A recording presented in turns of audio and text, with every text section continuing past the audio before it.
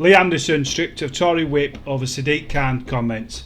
Claimed by Ashfield MP that London Mayor had given our capital away to Islamists prompted widespread outrage. Lee Anderson has been stripped of the Conservative whip after refusing to apologise for remarks about Sadiq Khan on GB News that the London Mayor described as Islamophobic and anti-Muslim and racist.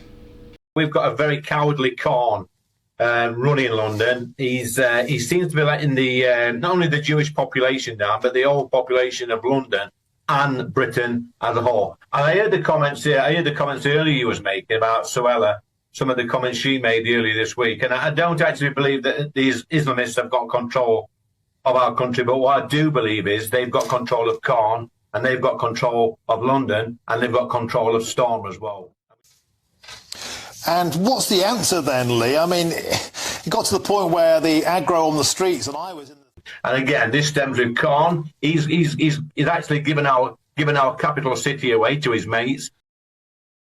These comments from a senior Conservative are Islamophobic, are anti-Muslim and are racist.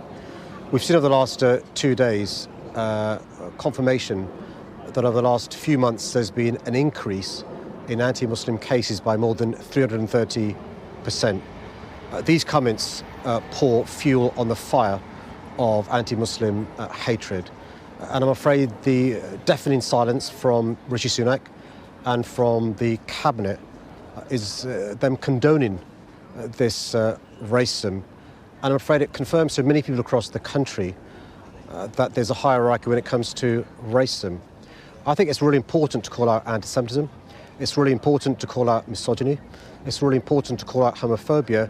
But surely it must also be important to call out anti-Muslim hatred.